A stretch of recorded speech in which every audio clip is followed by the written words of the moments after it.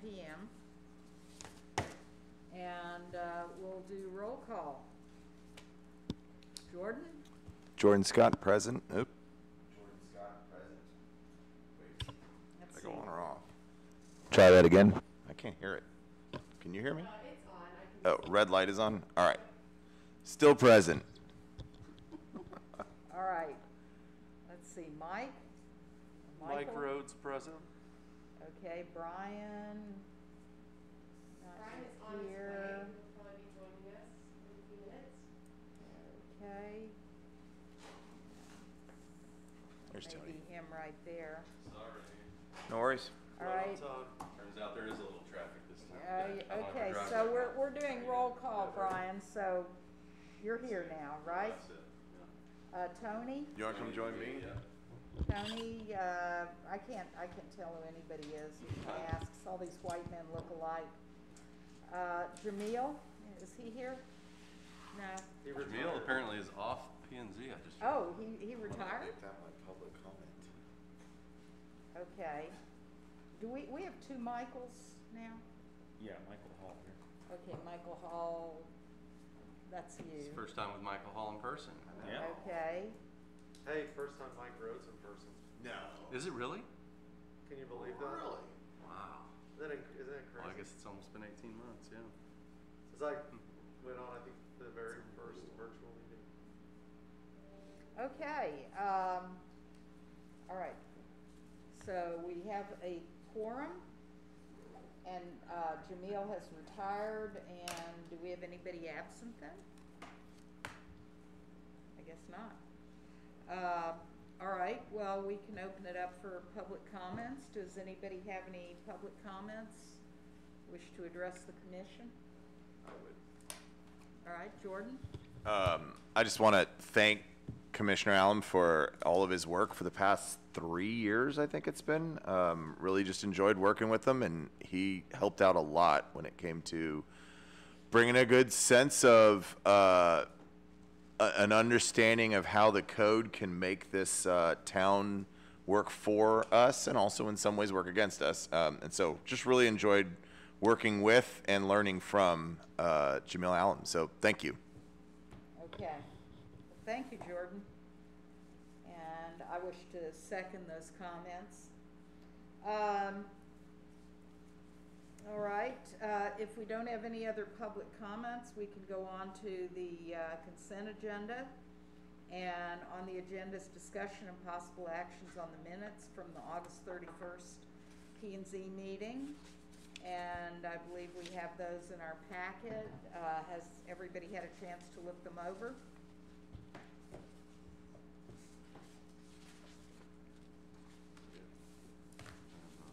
Is there no one? Oh.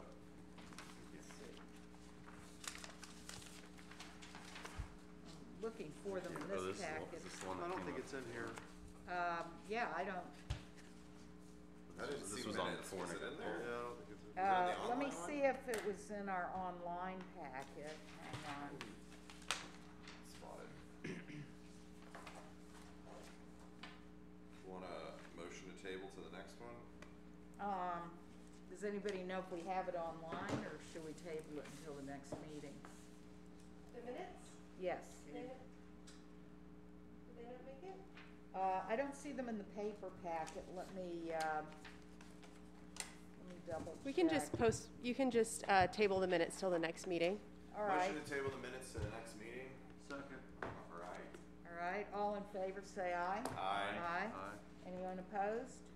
Motion carries. All right. Sorry, I don't recall seeing him when I read the thing earlier, so. Yeah, I didn't either. All right, I guess the next item of business is the public hearing regarding 403 Farley Trail. It is 6:14 p.m. and we are opening the public hearing.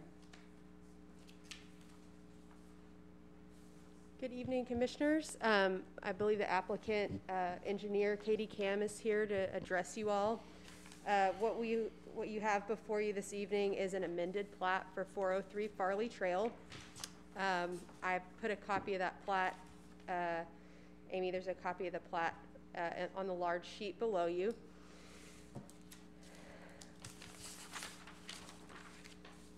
So this is the first administrative plat that staff has received since we put in the administrative process a couple of months ago.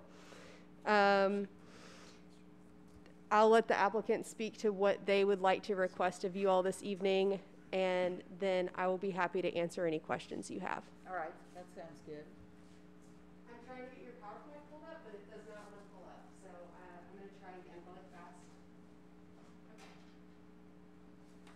Do you want to speak from where you are, or do you want to speak Should from I the just speak at dais? the podium and address Yeah. the commission, please? But you are gonna still trying to get the PowerPoint. I am going to try to get that up.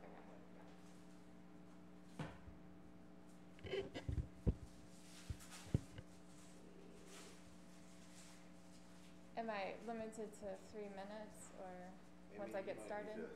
Nash is here. Yeah, Do you let want to scooch the, over one and let him have the other one next to you?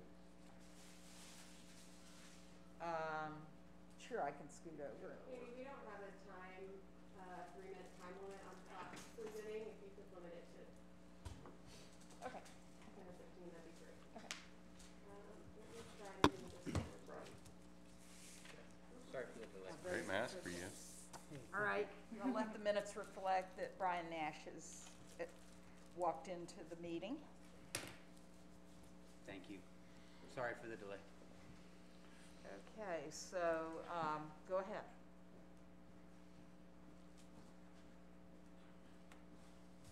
Katie just sent me a PowerPoint that she'd like to share with y'all. I'm going to try to pull it up on the smart board, but it's being finicky.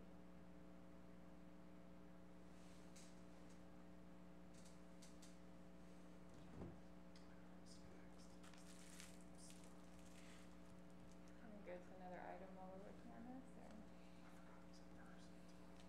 I don't mind.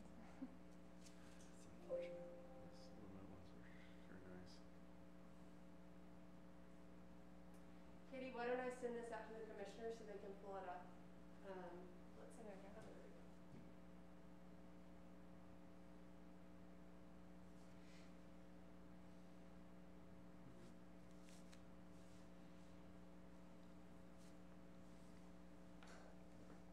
It's time for a smart board upgrade. Apparently so. Is that a touch screen? It is. It's like we're living in the future. Wow, that's a nifty piece Yeah. of equipment. It's like when it's election season and they're up there, the newscasters just pull up the red states. Come on, can we get like shop football on a Friday night? Have a little party later? That'd be pretty fun.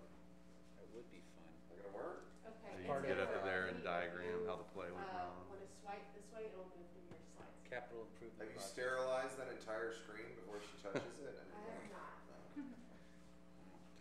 Please everyone wash your hands. Don't cough on the screen. Okay. Okay, I'm Katie Cam. I'm the civil engineer working on 403 Farley amended plat. And what prompted the client to come in to amend the plat is concern about the side yard setbacks. And so we just wanted to remove the side yard setbacks from the plat, so there's some flexibility on the 10-foot and 15-foot requirement that's in the code, the zoning code. So I just want to give an overall summary of where we're at on this. Can I step away from, or do I need to stay at the mic? You can just slide it and then step up to the mic if you would. Okay, okay. All right, so this is in your backup. I just took a screenshot of what the city put together. So items 3, 4, and 5 we're totally fine with. We're going to make that change to them into plat. Items 1, 2, and 6, we've been reluctant to make those changes because we have questions that we feel are unanswered at this time, and we would like to get answers to those. So I'll go over this. Okay, cool. Okay, so requests 2 and 6.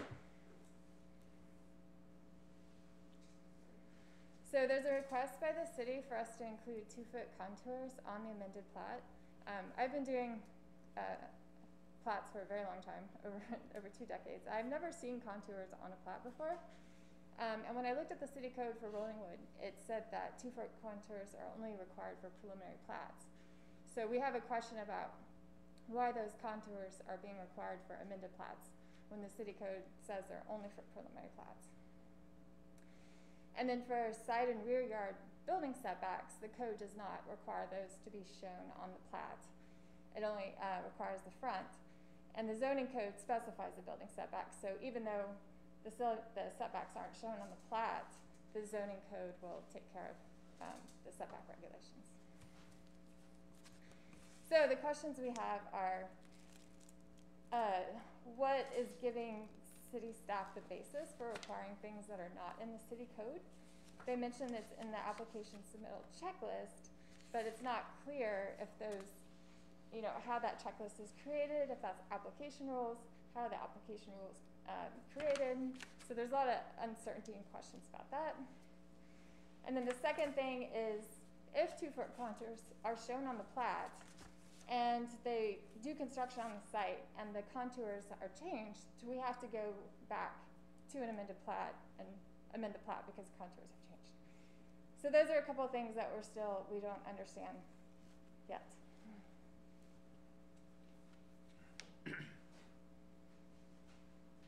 Okay, and the last one is the public utility easement. So there's a request by city staff to put a 5-foot utility easement on the side yard. And there's already a 10-foot utility easement along the rear, and there's already utilities to the site. This is already a developed area. So we're just calling into question why additional utility easements are needed in this area. So yeah, that would be it. And I think instead of just keep talking, I'll be happy to answer any questions you have. But we want to get this amended plat approved. We just have some outstanding questions and want to understand why these requests are being requested when the city code does not support that. Well, maybe the best thing to do would have city staff respond to your points, and then we'll give you an opportunity to respond to them after that. Okay, I appreciate that. Thank you.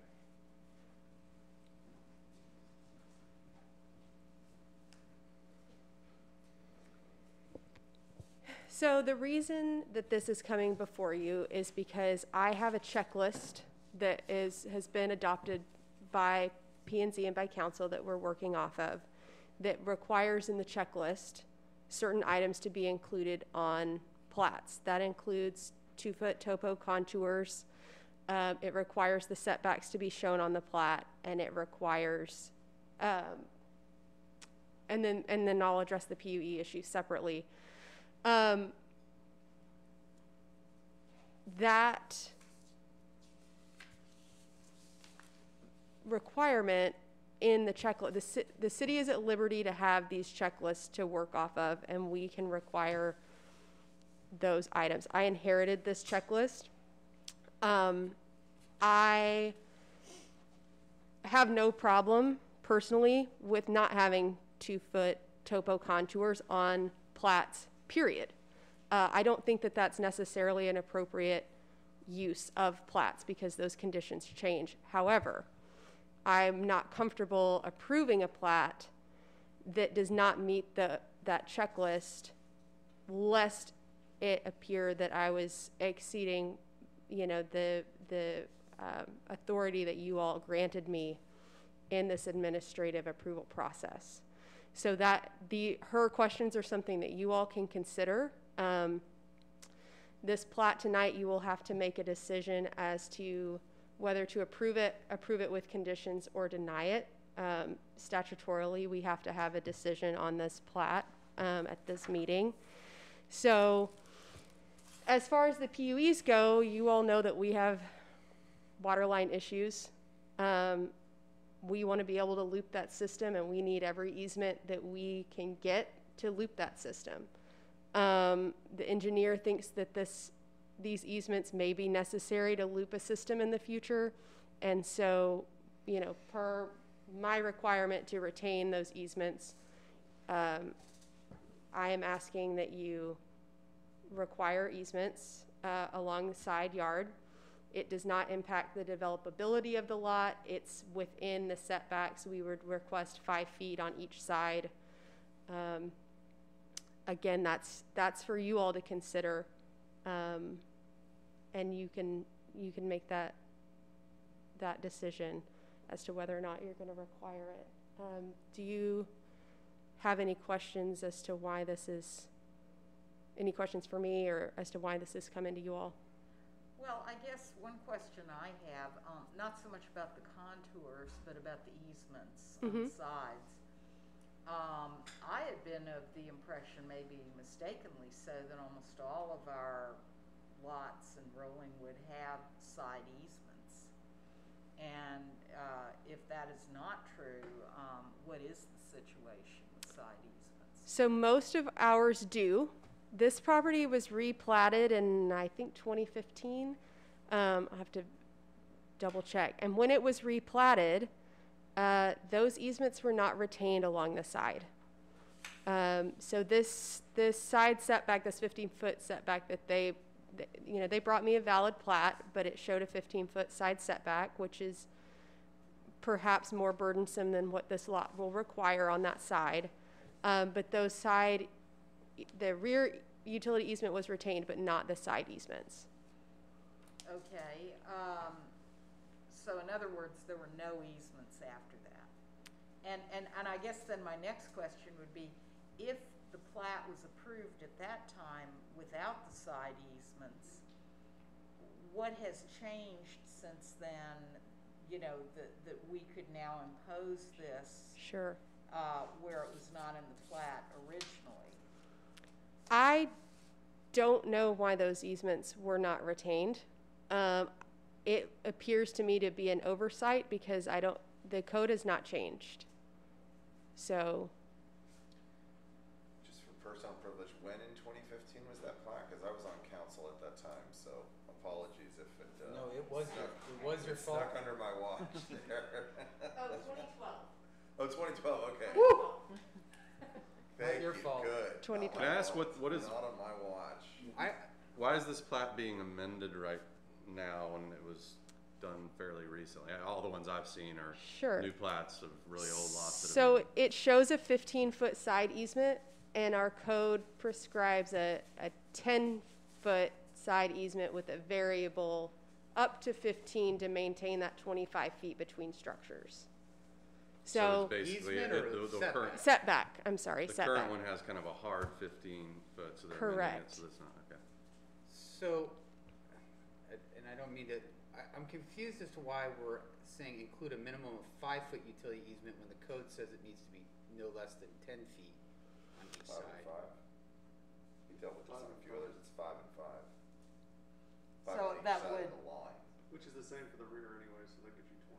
So we have we have says 10 feet 10 across in the each rear. side. Typically, we retain 10 across the rear and 5 on each side. But it says 10 on each side. Assuming that's It accurate. says not less than 10. But Oh, that I'm not sorry. less than 10 I would think be. That would mean a minimum be of 10 not- on each side yeah, of the I lot. think, I've always understood it to be 10 on each side of the lot line. I don't have my plat. And that's what the code says.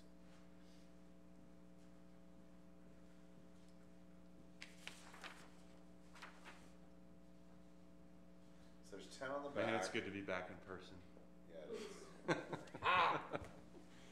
Side yard easements be requested at time of need.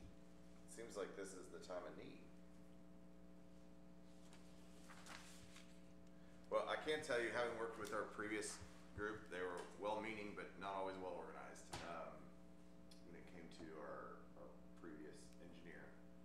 And so it wouldn't surprise me that side easements were left off. Well, I think the point was that side easements aren't. Okay, side easements, yes, not side setbacks. Yeah, I'm not worried about showing side setbacks on a plat. That I tend to agree with. That's in the code, and if the code changed, why have it platted in there if we were to ever want to decrease or increase? That seems to me best handled in the code. What's our standard rear setback? 20? 20.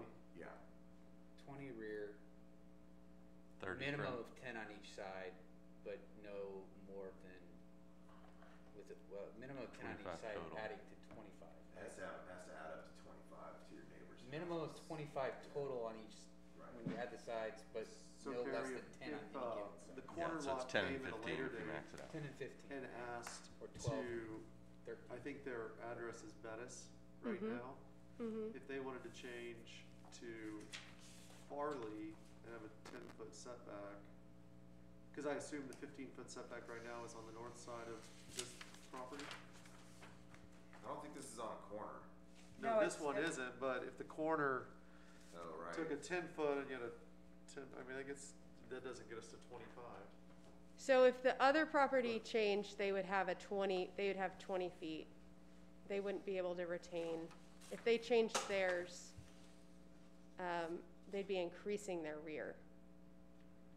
No, their rear right now is the south property line, right, of the corner, right? So right now the rear setback is here 20 feet, so if they wanted an address change and wanted a side setback, you'd have 10 and 10. But these guys have 10 and 10, It might be, this is empty, so we don't always get No. 25. right? There's four. It's 25 between Yeah, and this is, oh no, maybe this one hasn't been torn down, that one was torn. And that's in the zoning code. It's in the zoning code, and the purpose of it's for fire buffering. That one. So, if you got No, two no, it's not properties, Vale, it's on- 10-foot setbacks, up here. interior lots, That's Vale. somebody builds You- it 10, you the next could- person, the next person, because they beat them to it, Yeah, can't Farley's build on Farley, to yeah, the one can only that's- build to 15. yes, yep. So is there any issue of grandfathering if we approve a plat earlier, and then impose, easements on it later when that, even if it was a mistake or carelessness that it was done, is there any grandfathering, so to speak? If they wanna have a 15-foot setback as platted on their previous plat, they could develop with that and not Correct. have the easements. if They could wanna develop adjust right that. now with the plat that they have and Right. just retain the 15-foot, but since they're approaching us to amend their plat to get that removed, Then we should that's put what it in we're required. compliance, And right? so the code says may be required as described upon the recommendation of the city engineer. And then unplatted area full easement width may be required. So the engineer feels that we can have 5. We've been retaining 5 frequently on these interior lots because we get a total of 10 with the neighboring property. So that's how we reached a decision of 5 on the sides and 10 across the rear. Okay. Okay, Does anybody have any more questions for Carrie? do we wanna swipe this thing? We got, the first questions. Can side yard easements be requested at the time of need? Of course, but I think this is the time we're requesting them, yeah? Alright, Yes. is there any other Did questions on this thing? all of our prior plats we've approved have had contours? I don't recall. So, that. That's all so I I've- have not approved any plats administratively. Some of the plats that you all have had contours, and some of them that they have brought to you have not had contours, and you all have made that decision. Do you want to amend the administrative checklist to remove that? I am, She could put it in front of us and we could, No, I'm saying, would you like for us to do that? It seems like a weird plat requirement. I never see that. it's weird on a plat, I mean, I think it had to do with drainage, is the story I'm telling myself, is that certain council members wanted to see, historically for the last few years, they wanted to see what the drainage looks like before platting, which I don't think has anything to do with creating a legal lot. So it's more of a building permit issue. No, I think that's Maybe good, it because relates remember the to, one we where have, the easements go, though. whatever. The contours? Yeah, maybe that's helpful for that. I'm trying to create a My story issue for is you get myself too. topo, it just, it kicks up like $1,000 on the stupid, Agreed. survey. I don't see why it's needed. I was just trying to brainstorm as to why it needs. so, yeah, I mean, there's good so I reasons can for it. clarify this. Frequently in a preliminary plat in other cities, you'd be setting up an entire subdivision and you would be requiring drainage on the front end. You'd have drainage set up for an entire subdivision. Rollingwood's unique in that we have these single lot subdivision plats. The challenge of that is that the topo will change during development. It is expensive and it clouds the plat. So I am open to you all approving this plat without that topo requirement. And then we can look as staff with legal and work on our administrative checklist. I'll admit it's been helpful to look at it with topo on it when we see it. It helps us understand what the plat is in relation to it's helpful for us, it makes it easier to pass. But I recognize that it's expensive to go get another survey if you didn't have topo, and I do recognize that, when you develop it changes it. That said, is that not all required anyway for the drainage? Topo is required for surveys, and it is required for drainage. Right, so we gotta have it anyways. Yeah, but remember the one we had on, I forget the street. I should know, but it's the one where they were trying to delay the exact location of the easement to build that architectural wall or whatever, right? Mm-hmm. And so we were clearly dealing with drainage up front on that plat. And so how did we catch that? And, when are we looking at it? When are we not? Sure. So the only difference here is that this would have been an administratively approved plat had it met the checklist requirements, and I could have just approved it and it never would have come to you.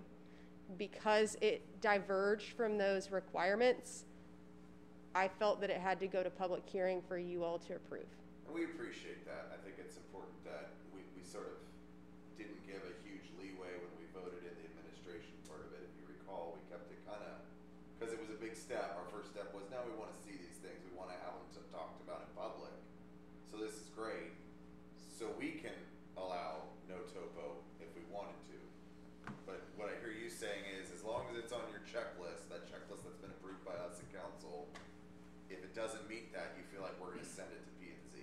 Okay, that makes sense. I cannot administratively deny plats. Plats have to be denied by the commission.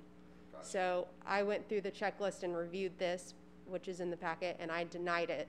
And that was what prompted the public hearing for it to come to you all for consideration. All right. Do you want to take us through your other questions? And we can, I think we got first question. Are there anything else on there? I'm still Oh, sorry, confused that's by Amy. I'm still confused by the code that says if we're doing a side setback, it should be a minimum of 10 on each side. I thought we went through this before. I don't know. It seems pretty black and white in that language to me. Yeah. Let's go for 10. Why don't y'all want to give us easements? Oh, for the public Just get to utility easement, it's yeah. just, it's a constraint on the site, and since this area is already served by utilities and there's already a rear yard easement, we just don't know, we just didn't receive the evidence from the city that this would be needed. Well, I tend to agree with water lines, gas lines, that sort of thing needs to be within an easement where there's no construction. Along Yeah, the and side setback. since this area is already developed, presumably those are already in that existing public utility easement along the rear yard line. Not your gas and water, not necessarily. We don't do a lot of rear water Well, lines anymore. Yeah, if it's a public, public ones, if it's the personal or the individual, those don't need an easement, they just serve the house. Right, well, okay. Yeah. So y'all just don't want them, even though they were there, they were left off in 2012, and now it's a matter of preference is what I'm hearing. Right, they were not on so this is an amended plat, so this amended plat, looking at the final plat did not have those Do side you have yard a copy of the easements. plat before it was amended? Yeah. I believe it's in your packet. It does, I do want to point out that the final plat, does have the contours on there. So if you're interested in seeing the drainage pattern, the final. Let me rephrase my question, sorry to interrupt. Okay. Do you have a plat prior to 2012? Oh, that I do not have up here. Right, so here's my issue in general. Y'all had easements, got through, they got disappeared in the last plat. Now you guys are asking for something to come back to adjust something that you didn't like in the last plat, but aren't willing to put back on the thing that got left off in the last plat. And that sort of frustrates me, bluntly put, is where I'm at. So I don't, my computer just died. I could pull up the files to see what the original, what was on this Yeah, copy if before. that's the correct story, if it's just never been on there, that's a different deal. Yeah, and that I can't speak to that because my computer just died. If I could boot it up, I could probably look to see how the easements, if they ever existed on the side yard. But as of the final plat that this amended plat is based off, they are not there. Okay. Yeah. Do you know the location of the house at 405 Farley? Is it 10 feet from your south property line? Probably will say on this Or do you know, Carrie? survey. I don't know, I do not have a survey. Is this built to 10 feet on each side? Is that the I mean, issue? I guess we don't care, I mean, I guess it doesn't really matter, I'm just, you know, if it's at 10 Right, feet, they then would it's sort still of, have to comply with the zoning so code, it'd still be 15, so. whether that was, And you check that, like on building permits? yes. You look at Yes, our adjacencies? reviewers check to make sure, so sometimes it'll be at 12 feet or, you know, 13, so if Gotcha. somebody's Yep, with that 25 feet, sometimes that side is supposed to be 12 yep, okay. or 13 or what have you. Okay. So the current plat has 15-foot setback delineated on it, you want that to be removed. What's just the general purpose of this? Is there construction planned? Is it? Yeah, there's the client is considering a renovation, and so since the code does not require the side yard setbacks to be shown, he wants that flexibility to decide where that 15 and the 10 foot should be. And so the zoning code will rule. It's not like it doesn't need to be on the plat because the zoning code will specify what the building setback should be. But because it's on Yeah, it's on there, there. Yeah. that makes it It's on platted. there. It's platted. Right, and that points out to why it's a drawback to put building setback lines on a plat as opposed to just letting the zoning code handle it, because anytime you wanna change the side you want to have the 10 foot or 15 foot, you have to come back through the amended plat process. Whereas if you just leave those off the plat, you let the zoning code take care of it. Right, well, it's on the plat, y'all Yep. want it off, I understand the driver there. I am a little confused on the lack of willingness to give a public utility easement when asked by the city, that part. Well, it's more of just we weren't given evidence that it was needed. Because it's a public utility easement, it's to put public utility line like main through. It's not to serve that individual house. So if there's a utility, if there's a master utility You plan. can look at the maps back there to see that we definitely have water lines that go through side yards throughout Rollingwood, and there is, Yeah, and we when have there's some old. Yeah, Things mine change. is. I mean, we've got Google Fiber that goes in and all these other utility considerations, and if yours is the one lot that doesn't have a side utility easement, then it puts the burden on everybody else that's Neighbors. around you. That's That's right. the concern, and Yeah. like, you know, I think if you look at any of the actual neighborhood plats, like Shanti and I live in like whatever that is, Rollingwood Park Estates Section 2, but like the whole thing's got like side and rear setbacks for every lot. And throughout the entire, you know, 20 lot subdivision, I just, you know, you're kind of like, well, the city hasn't proven it, and I'm like, well, why are you special? Is the concern that I have.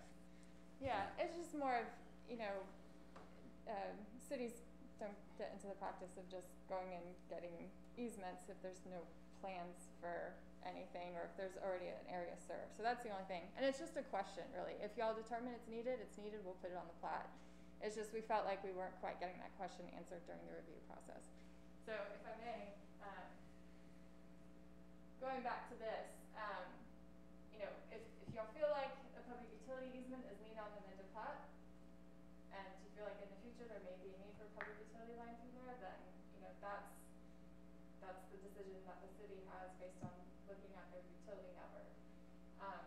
For 2 and 6, which is the building, for topographic contours, the final plat already has contours on it. If the client has to go out and update that, that's an additional expense that we don't think is necessary. And then the zoning code already takes care of building setbacks. So that's where we are. We're not trying to be difficult or anything. We're just like, I think this is we've what we often see. shown front and rear setbacks as we like them on there. We've been flexible with the sides, given the flexibility of the code. Exactly.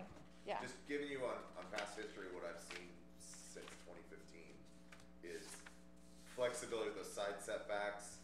Definitely in the plat having front and rear, and we've definitely stopped other people from getting a plat because they didn't plat the front and rear. So I don't think we can give that kind of flexibility in this case either. I mean, you got a minimum of 5, and you already got someone on here saying maybe we need 10. So I would highly encourage you all to be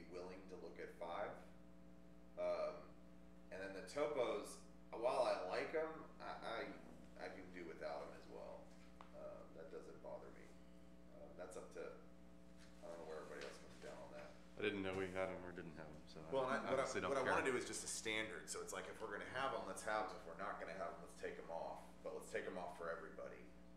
So I would suggest that my vote will be towards setting a standard and a precedence, as opposed to a one-off case.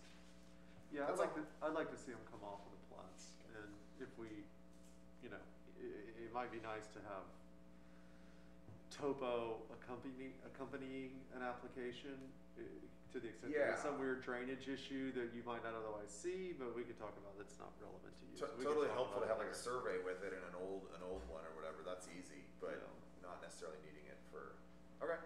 And I will add, I asked about the origin of the subdivision submittal checklist, and the city didn't know where it was from or if it ever been approved by the planning commission or city council. So there's a question about where it came from, if staff just came out. So I'm just throwing that out there because I know that was a discussion. Sure, Item. We've been doing a lot of cleaning up after, just over the past decade, and I think on our side, we're big on having platting be a public process, so it doesn't look like stuff's happening behind closed doors, but that was something that we felt was necessary to make sure that these things are there, otherwise it comes back to us, as explained. So Okay. I personally am fully in support of Carrie's decision on, if it ain't on here, we're gonna go in front of the commission. Because this commission tended to lean towards, we really like to plat in public with neighbors having their opportunity to come in and express whatever they may feel like expressing, so. Okay. Does anybody have a way forward on this thing? Well, I guess, somebody can make a motion, and if we have a motion a second, we can discuss. I do have one question for city attorney. If we were to waive the contour requirement on this plat, can we waive anything more as a global matter without it being posted on the agenda first? Wouldn't we have to do that in another meeting? Correct, this would just be as applicable to this Right. application. And All then right, that could because be we felt that it something was- for future consideration, yes. Because we felt that it was simply not necessary in this particular case. Okay.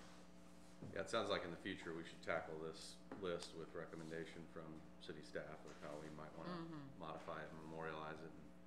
So all we're Great. doing right now is we're dealing with the 5-foot wide public utility easement that's been requested, the request to put contours in, and I think, is it generally the agreement that they don't have to show the building setback lines on this plat?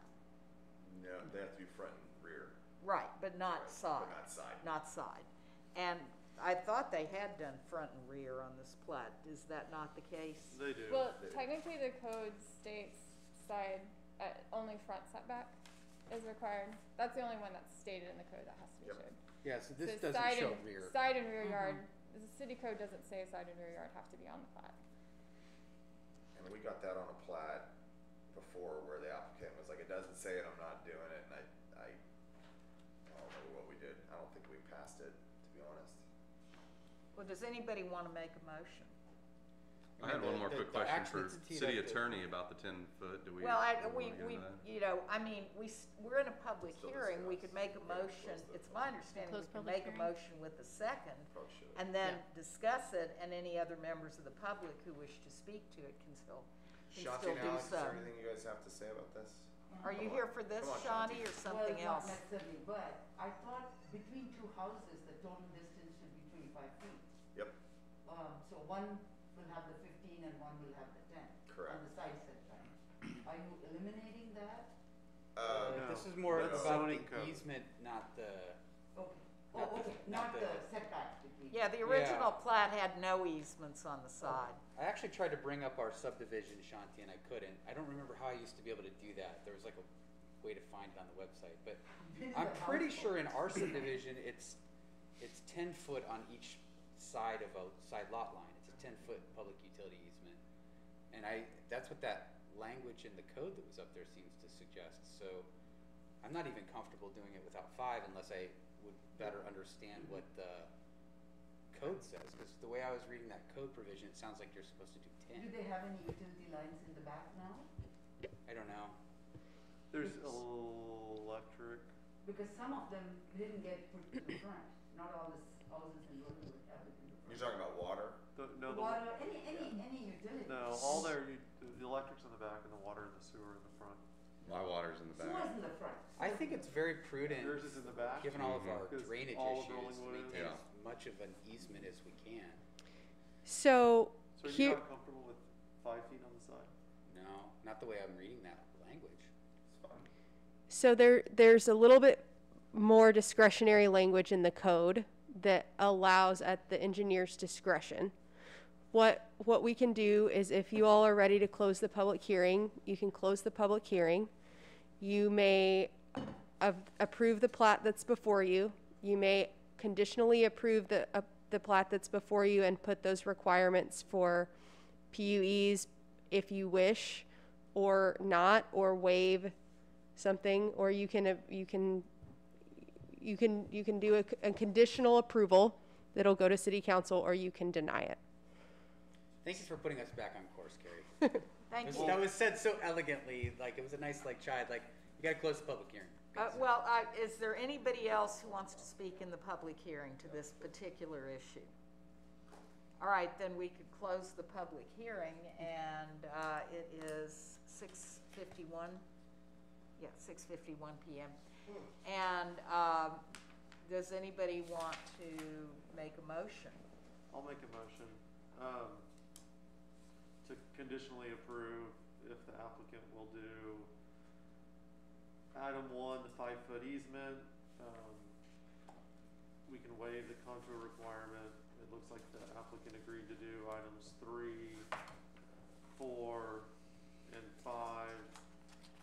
And then item 6, no requirement to include the setbacks. Mike, would you be willing to read that out for the record, since that is something provided by the applicant and not in the packet? Sure. Okay, so motion to conditionally approve the plat, provided the applicant includes the 5-foot wide public utility easement on each side property line. The applicant does not have to include 2-foot contours on the plat. The applicant must include the statement that the property is located within the city of Rollingwood included in the body of the plat rather than the notes. Must also include a removal of note 4, correcting the electric provider to Austin Energy. Must include the addresses of adjoining property owners, and without the requirement or waiving the requirement, or if it's even a requirement, to include building setback lines. All right, did we get that down in the minutes here? Okay, do we have a second on this motion?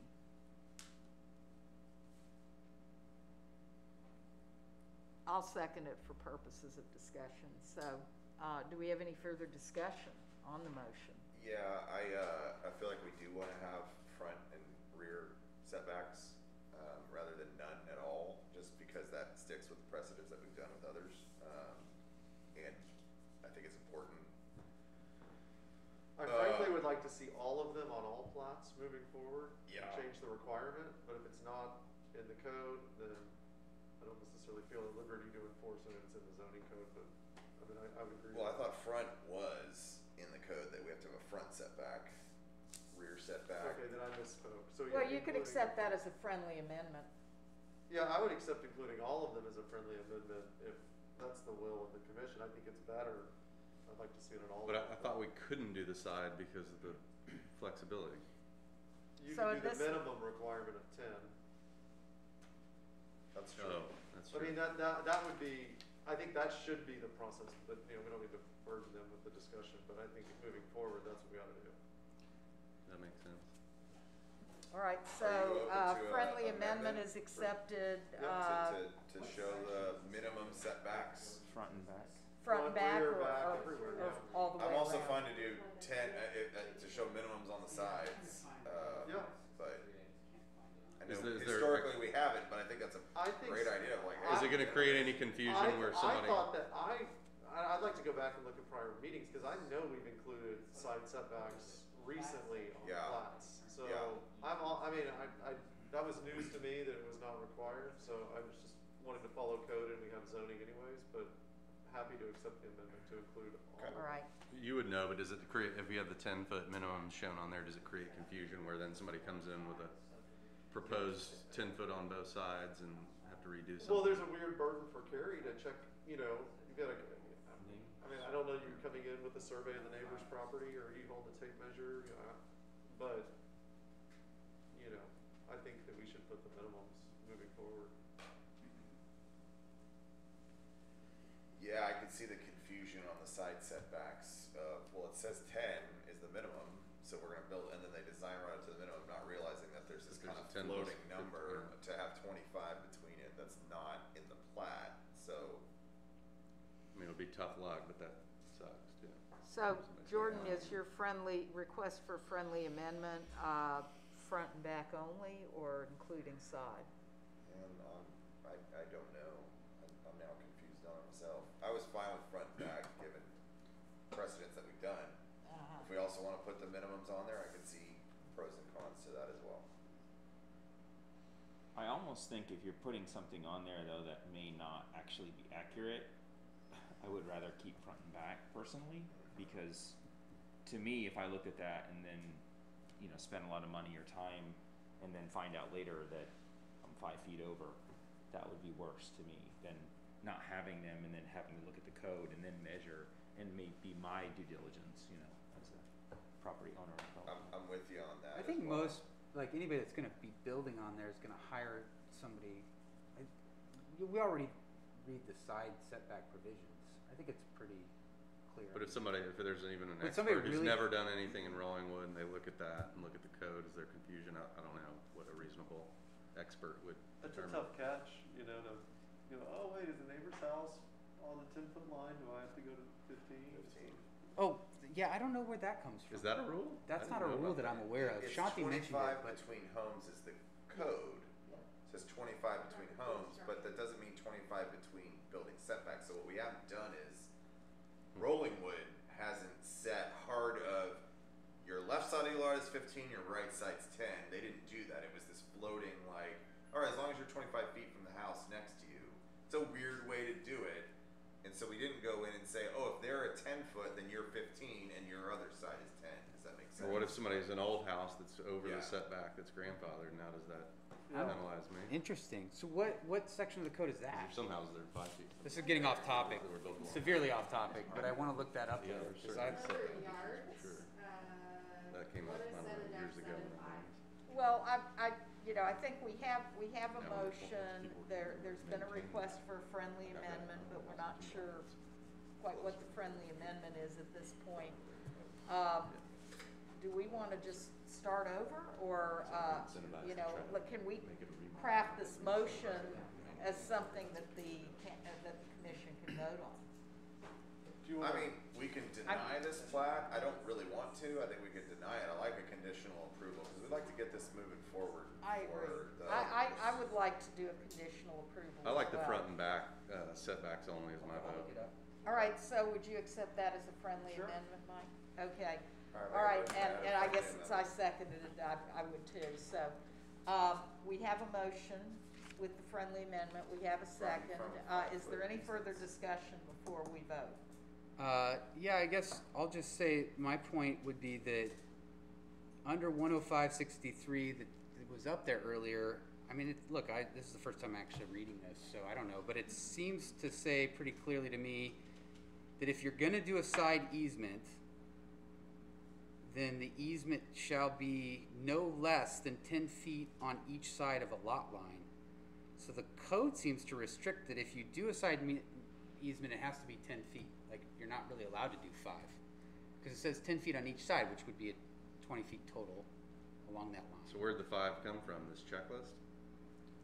I could interpret that language to say it's 10 feet along the side lot line, meaning it's 10 feet total. not But it says on It each says on side each of. side, yeah. On each side of the lot line?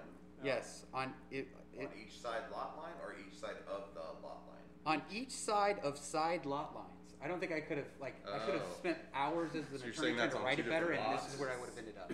That's about But as are you clear as saying it that's gets. on two different lots? It's a My total of 10 interpret, feet? the historical interpretation has been, it's 10 feet on each side of your house, meaning that there's a 10-foot strip and both properties share that. That's how it's been interpreted, is my, recently. We may be wrong, it may be 10. It says, where necessary, easements not less than 10 feet in width on each side of side lot lines shall be retained for poles, wires, conduits, storm sewers, sanitary sewers, water lines, open drains, gas lines, or other utilities.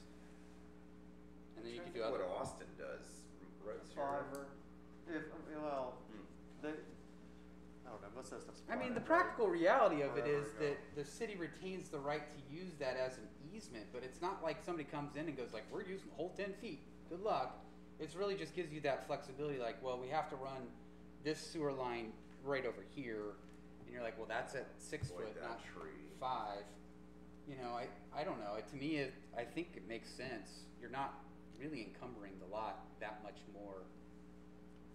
Is We have all these question for drainage attorney- issues, and this talks about things like sewer, water lines. We are gonna be like trying to rehaul the code. Like, I don't know that we wanna start like going against what the code already requires as a minimum if we're doing it. Are we at risk of going against the code, setting precedent, or Well, anything? it was my understanding from Carrie that the engineer had made that recommendation. So For 5 feet. for 5 feet was enough, but if you wanna go 10, your code allows you to go 10. I think the code requires us to go 10. If you're gonna do a side, you have to do 10, is where it says, because it says not less than 10 on each side of the side lot line. It doesn't say anything in there about engineer. It says such easements may be required across parts of lots, other than described as a recommendation upon by the city engineer. So like, if you want to go Where across the proposed middle, platting areas adjoin an unplatted area, the full easement width may be required. So, it's up to you all. I recognize the strict reading of it says 10, but I think the spirit of it is 5 aside, to be honest, Brian. I don't. Can you go look at his, if he's got 5 foot on his house? I tried to. I honestly tried to look it up. I don't know how to pull mine up though. Let's make it interesting. It's not 5 on each side of your house. It's 10 on whatever the side that you've designated. This is the It says plot. each If you side. say this is the side lot line by which we want to have a utility lease, it should have 10 here and 10 here. And I'm pretty certain that if you pull up Rollingwood Park Estates Section 2, you'll see that like this is lot 18, this is lot 19, and it'll show 10 and 10. Let's make it interesting. And then it Bud. shows. Let's make it interesting. Let's pull it up. Can we pull it up? Is there a way to actually pull that up? I don't know. It's been Our attorney's honestly about to totally kick us out. We're back in person for the first time in 18 7 months, years so- since I've looked at it. I'm just happy this glasses here. A little separation. If I can say something. I don't think we're in public anymore. Yeah, we're not in the So it's public okay. hearing Sure. anymore. Yeah. Okay, not a problem. No.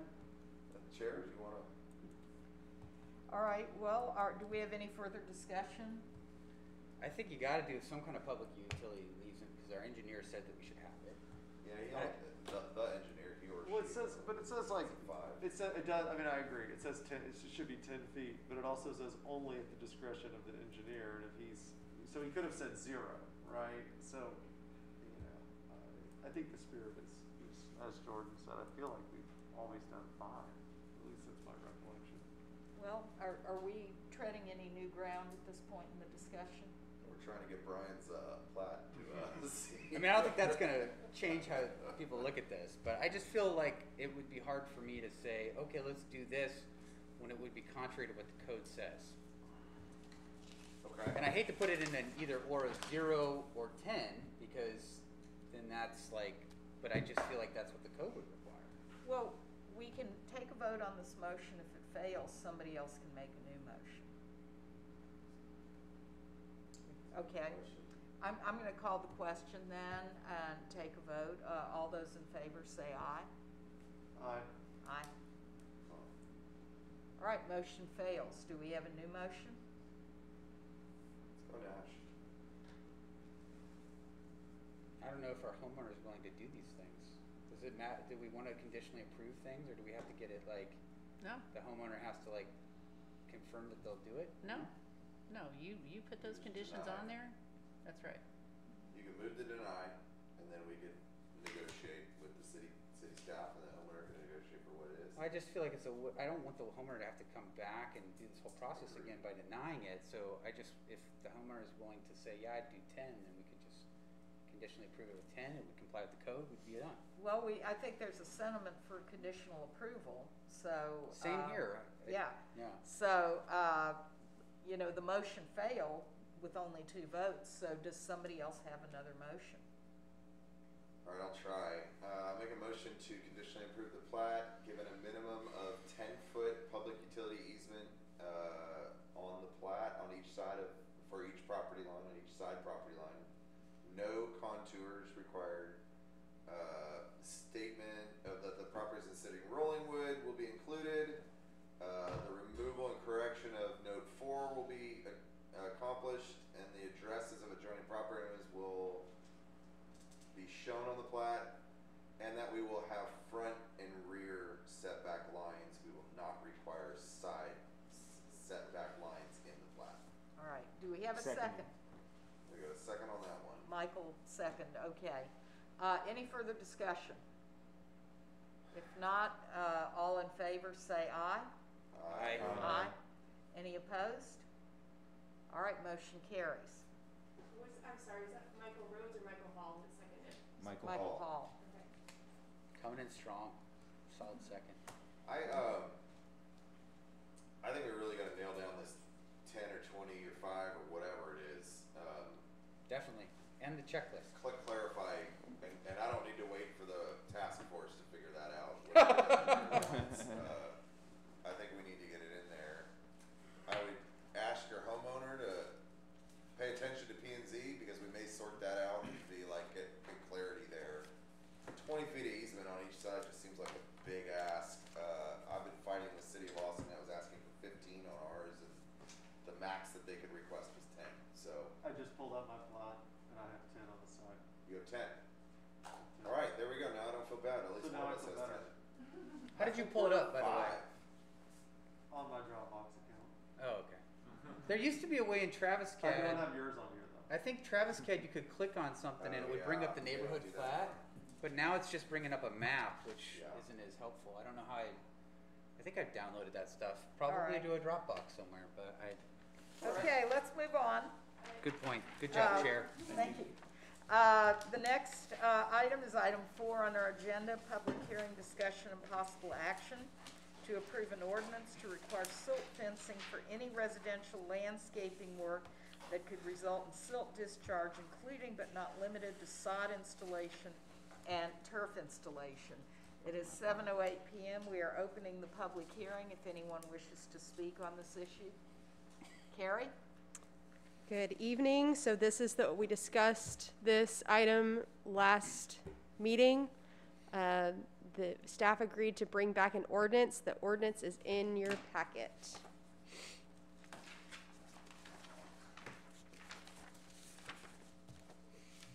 And it is just what we described. I'll be glad to answer any questions or. Yes, sir. The tarping of temporary 8 hours of dirt struck me as kind of weird. Like, is someone gonna be out there with a stopwatch? Actually, yes. So that's existing in the code. Okay. And the way it works is if somebody calls the police department, typically it's the police department, because typically those things happen after hours. PD goes out and looks. If they go back in 8 hours and it's still uncovered, they have the ability to issue a citation if warranted, or issue a warning. Okay, so it felt redundant to then come in with the new item, all work, because it would seem like the second sentence that's now been added almost takes care of that. Of like, look, all work, which might result in silt discharge into public streets or drainageways, required to be enclosed by silt fencing or other similar protection for the duration of work until it's stabilized. That seemingly is like, forget the 8-hour time stamp. So, do you want the 8 hours there? Do we want to create that situation, or I'm here to support you with what you need to be able to enforce it. So we didn't contemplate when we looked at this before removing the tarping provision. That wasn't part of the discussion. That's part of what's in the code currently. All we talked about was putting in silt fencing for residential landscaping projects where it might wash into the street or downstream onto a neighbor. Do you have a thought on tarping of dirt and stopwatches and all that stuff? My thought is that if the commission is still comfortable with this ordinance, that we approve this ordinance, and then if we want to go back and change the tarping regulations, let's do that rather than. Oh. Okay. And the fine is, there's nothing about the fine in here, that's just on the books elsewhere? Correct. Any other questions for Carrie about this proposed ordinance? All right. Oh yeah, go ahead. No, go ahead. No questions. Okay. I'm not trying to limit any questions that people do have. All right, Carrie, I guess there are no other questions for you. Is there any other member of the public that wishes to address the commission on this agenda item? Okay, if that's the case, then we can close the public hearing at 7:11 p.m. And does anybody want to make a motion to approve this ordinance? I have a tweak that I'd like for Carrie or the commission here to consider. My concern is that I don't want just any, like, I don't want this to get abused in a way that people are like, well, that requires, like, I don't know what it means to say which may result in silt discharge, right? That's kind of vague. And I'd hate for, like, somebody to be, like, working in a flower bed and just, like, digging up a plant and putting in a new one, and somebody like, you didn't do your silt remediation measures, and somebody start a clock on them, and they're like, so I feel like it needs to have some kind of, somebody needs to be the judge of that. I would suggest that maybe we say all work, including landscaping, which may in the building official's discretion result in silt discharge, so that we at least aren't saying, like, having one neighbor say that's going to result in silt discharge and requires a silt fence, and the neighbor that's doing the work saying no it doesn't, and there's stupid arguing about that, so we just leave it to the building official's discretion.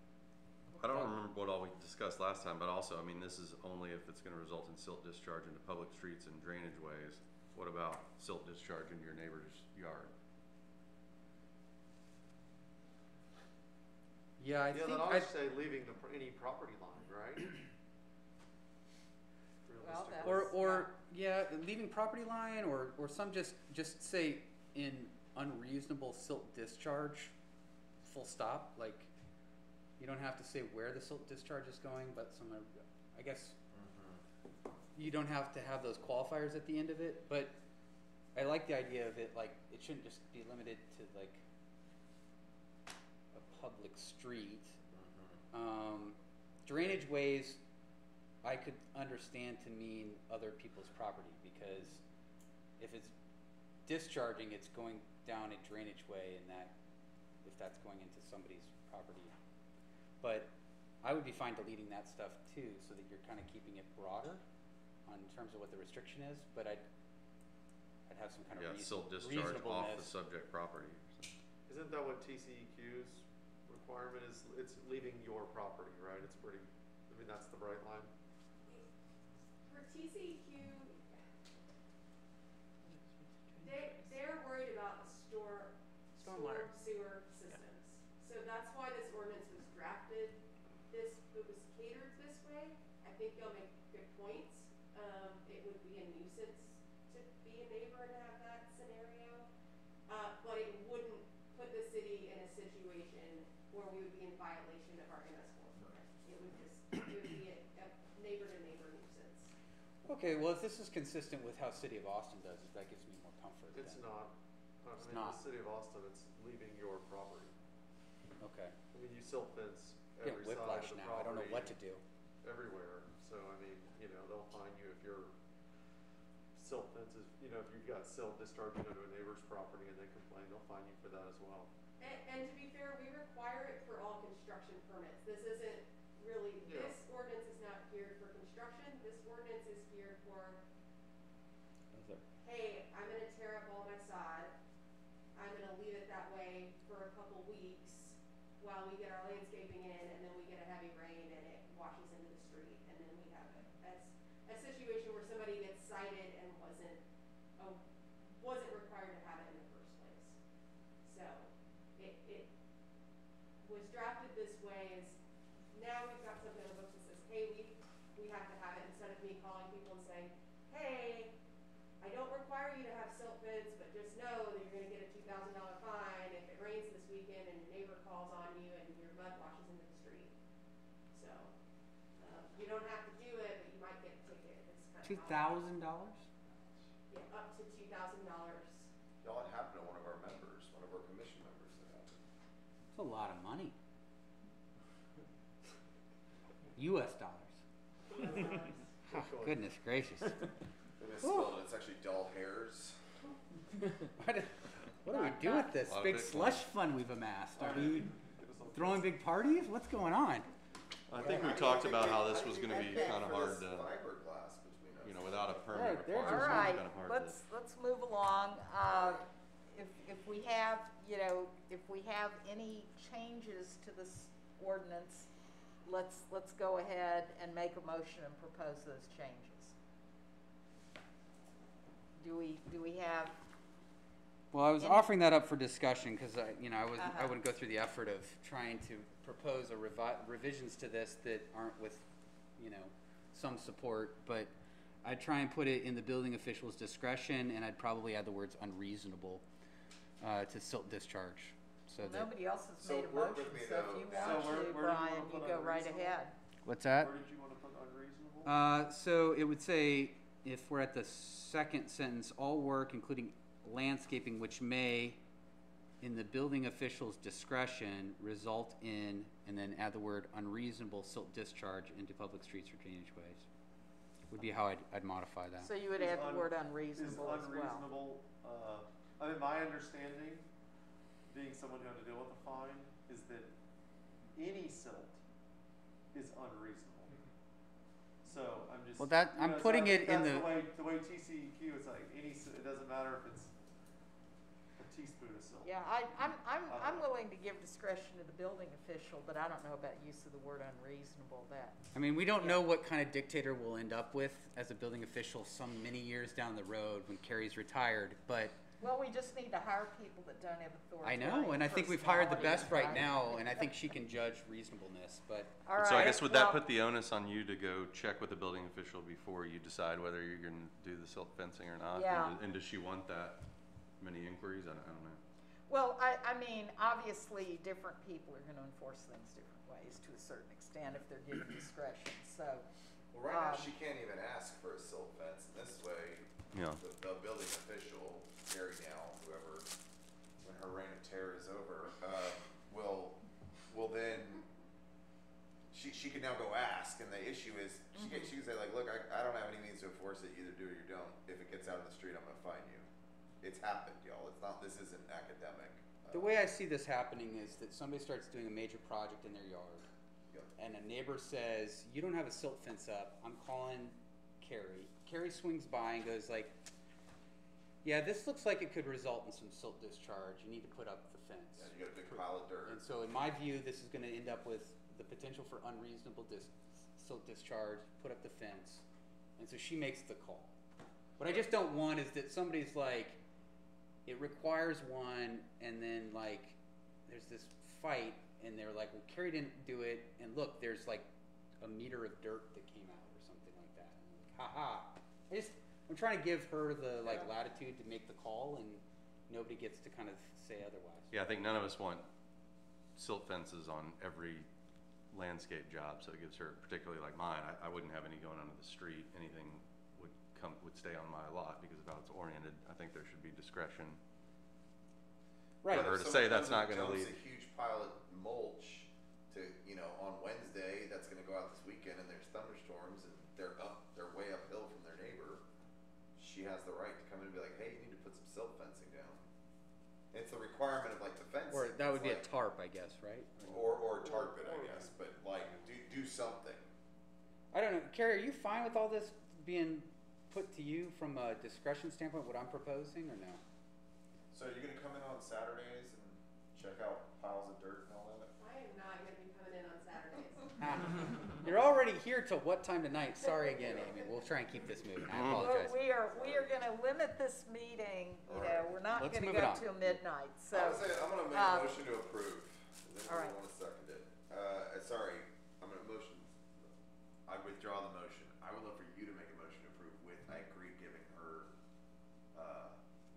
Okay, I'll move to approve as proposed in our packet with the modification that in the second sentence on the top of page 2, the language be modified after the words "all work including landscaping which may," we add the term "in the building official's discretion," and then after the words "result in," we add the word "unreasonable." And with those modifications, then I would move to approve the ordinance as written. I was gonna ask one more question. What about, would you be open to just off the subject property as opposed to this specifically says only public streets and drainage I ways? agree with that. Sure. I'd like to see that. That sounds like a good modification as well. I accept Mr. Stein's friendly amendment. And were you able to get that? I missed the friendly amendment. Would you mind repeating your friendly amendment? So I believe that would be, may result in unreasonable silt discharge off the subject property.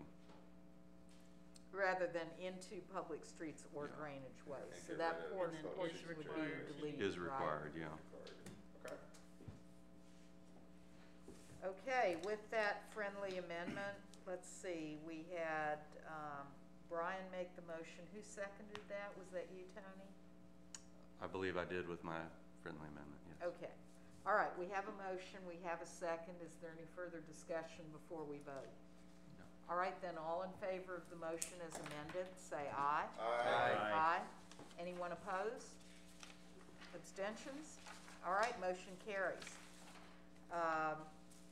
We can move on to the next item on our agenda, which is item 5. Public hearing, discussion, and possible action to approve, that probably should be an ordinance, to add a definition for retaining walls to specify any fence or wall built or designed to retain or restrain lateral forces of soil or other materials, said materials being similar in height to the height of the wall. And in our packet, I believe we have in here somewhere, we have the I think on proposed item 5 is ordinance. on page 16 of the packet. Okay, the numbering's a little confusing It's here. the upper left-hand corner is the packet numbering. Right, we have, hang on. Okay, here we are, I found it, yeah, page 16. It looks like they're 2 page numbers, so. All right, I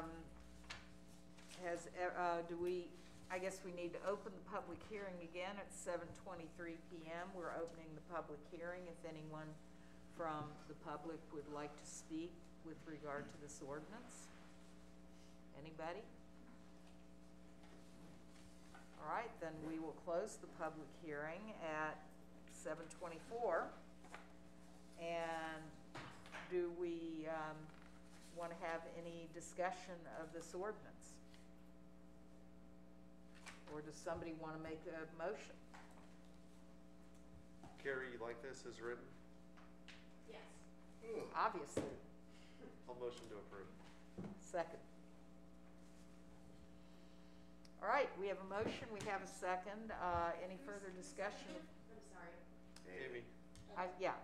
Do we have any further discussion of the motion? If not, all in favor say aye. Aye. Aye.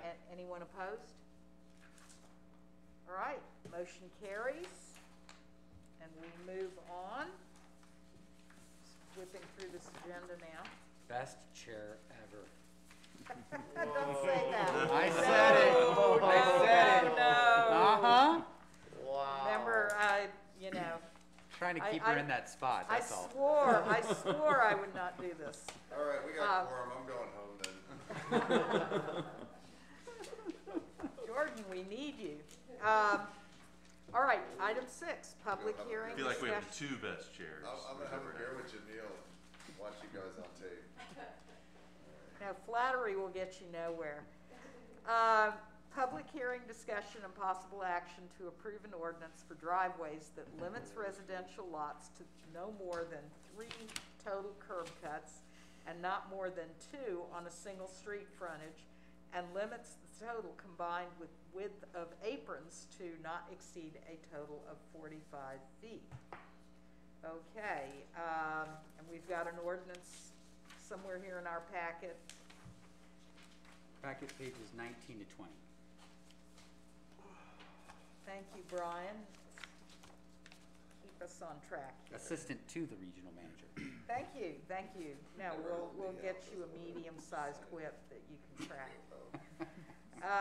All right, page 19. Has everybody had a chance to look at this ordinance? I know we have had many and extensive discussions about curb cuts, and this has been an exhaustively discussed item in the Planning and Zoning Commission. So we can open up the public hearing at 7:26 p.m. Is there anybody out there who wishes to speak about this ordinance and this agenda item?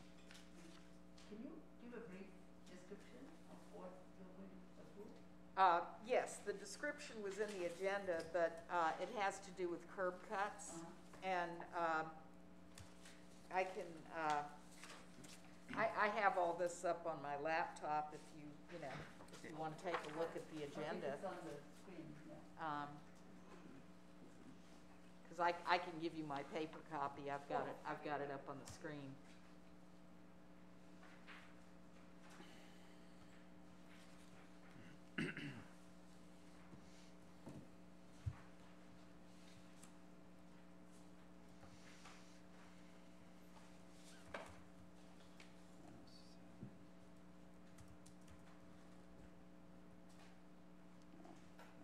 What do we have now? It says not more than 3. Do we have? Nothing. There's nothing. We have nothing. No limits right now? The only limit is if you have a corner lot, you're limited to, You have to come to us to go from one corner to the next corner, it has to be approved by planning and zoning. I thought we had, it was no more than 2 and they couldn't be on the same lot line. Or if a corner, you couldn't have one on each side.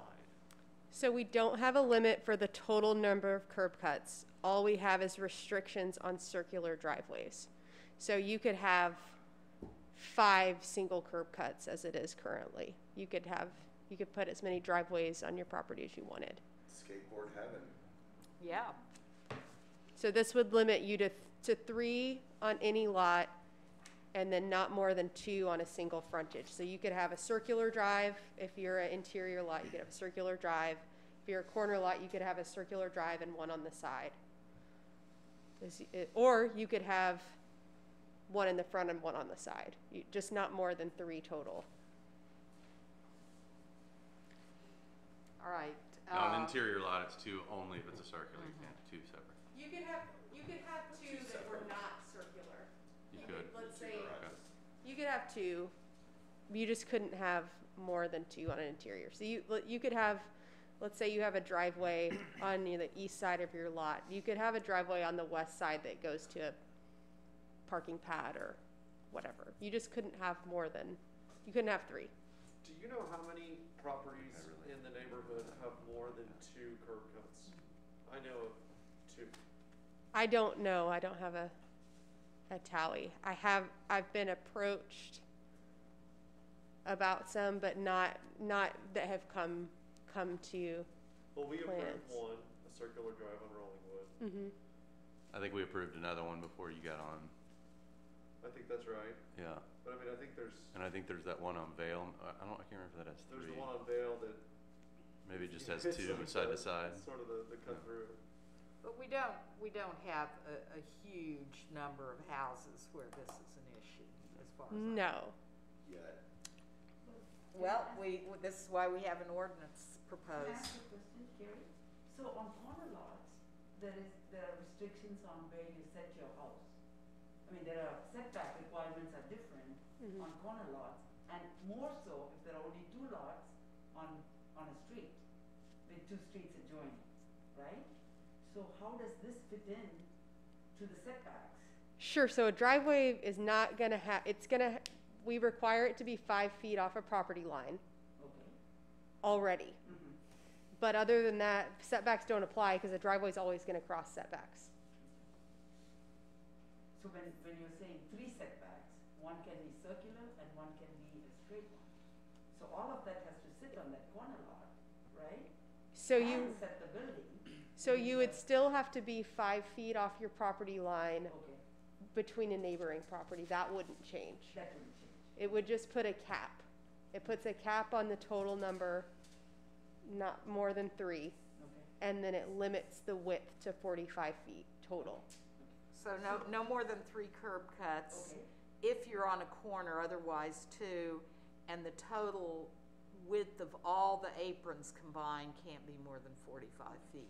The next question related to that is the impervious cover on, when you put in a driveway, you are obviously going up on your impervious cover. We don't have limits, I know, on residential. So you'd still have to apply with the drainage criteria manual. Okay. So whatever you're putting in if you're adding more than 250 square feet of impervious cover, you have to be reviewed for drainage. Okay.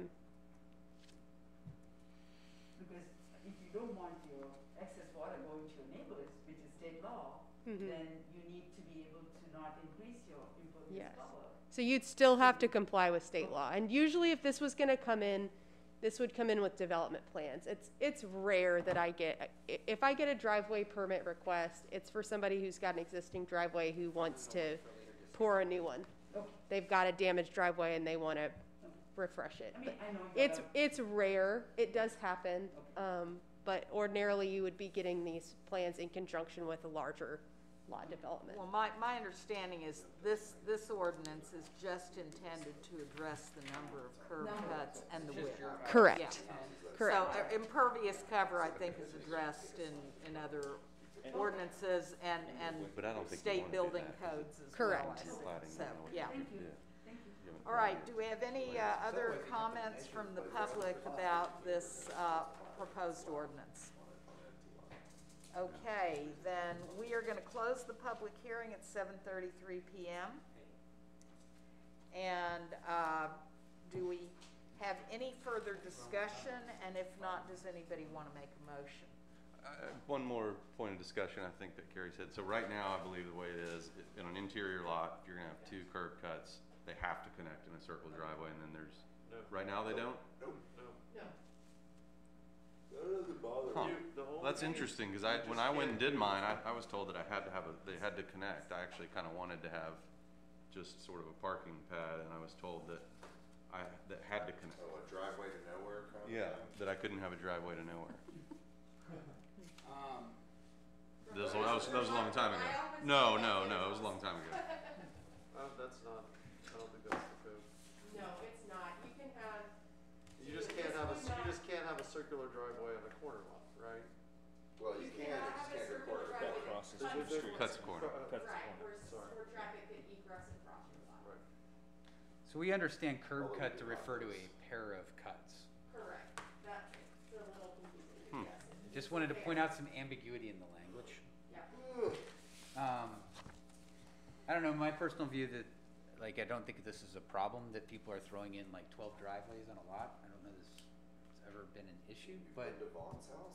I also think this is a relatively reasonable regulation, so I'm not opposed to putting it in place. It just doesn't strike me as something that's really like a compelling need right now, but it's here, so. Well, we had. I think we've had a lot of them come up. A 4-hour meeting where a good portion of that was devoted to this topic. So I don't Also the want last to go chair. through that again. Yeah. True, yeah, I mean, I think that I was mean, like these I think corner lot Jordan situations. was very generous in letting us thoroughly discuss that issue when he was chair, so, I'm That was a not good- inclined to be as generous, you know, Good dig. during my reign of terror, you know. Definitely. What a I- possible Nominating for meeting permanent for chair forever. after this agenda item. for I sure. love having Jordan as chair. I would happily take him back as chair, but he won't do it, so. So you get my style instead, you know, this one meeting. Okay, so do we have any further discussion about this proposed ordinance? I think I missed the 4-hour marathon, perhaps. I think I was there for the first one, maybe. but Okay, Yeah, we did two. I agree. I don't think it's a big problem. And personally, and I might be on the odd one out, but I think 3 curb cuts on a lot is too many. And I don't think I can ever get behind allowing 3 curb cuts on these properties, so. well, it would only apply to corner lots. Not limit it too much, cause it isn't a problem, so we're trying to keep it from just being a ton of curb cuts, and as I recall, it was like, we didn't really wanna have to rewrite the code where it says, okay, it's 2 if you're on an interior lot and 3 if you're on a corner lot or something like that, and that's where we came to on that. No, I know. This would prevent someone from having 2 circular drives, for example, so On I a can corner. definitely see, as Rollingwood develops, that this could definitely come up, that somebody could have 4 curb cuts without, Yep, especially on a big lot, yep. so. I'd like if to you do one of those roundabouts where like you kind of drive in and then go around a little, I don't know if it's But I possible. think the specific, the 3, Mike, was largely in response to bonds that came up that was specific No, well, to. if we're closing the gap from infinity to 3, and Yeah. I'm an advocate Nailed of it. 2, then It's- perhaps I can support it, but I still think it's too much. I think Well, the 3 was, that's what we did, was only a corner, and the scenario being likely a busier street where, you know, you have a garage Yeah. on one side and you're trying to have Did we do one on additional Ashworth? parking. Yeah, but that was lot to lot, that was corner to corner on Which one? Ashworth. I doubt we're gonna have many people Really? wanting to have driveways Oh, to that's right. nowhere on their front 'Cause the yards. Ashworth It's is mostly gonna Yeah. be circular driveways probably. That was just 2. Yeah, I mean, most of the houses are building one driveway. There was one that came up that wanted that, and I think it was denied because it was the second, or I don't remember why it was denied, but it was on the corner of Rollingwood and Edgegrove, and they wanted Yeah, a they little wanted parking that They pad. had a Parking pad. crossover, that's what it was. Well, we had discussed Yeah, they that wanted to house. cross Well, that was a different one, I'm talking Yeah, about across yeah. the street from that one. There was a new build. They Well, wanted because to I have do a recall little us parking pad. discussing They one also, at they Edgegrove want, and but they wanted a Rollingwood. parking, Oh, Or they would- back out onto. Somebody- Edgegrove, maybe it was a safety. Somebody want to move to adopt this maybe? I would happily accept a motion. We can So still have moved. discussion after we have a motion and a Yeah, second. I move to, accept language as proposed for an ordinance to recommend to council. All right, do we have a second? I'll second it. Who said that? Now remember, Tony. we're just sending this to council. Okay, So I think going from infinity to 3 is a good step. If council wants to make it 2, that's fine. yeah. all right, so Jordan, you made the motion, Tony, you seconded Correct. to accept it as written. All right. Do we have any further discussion, about this motion?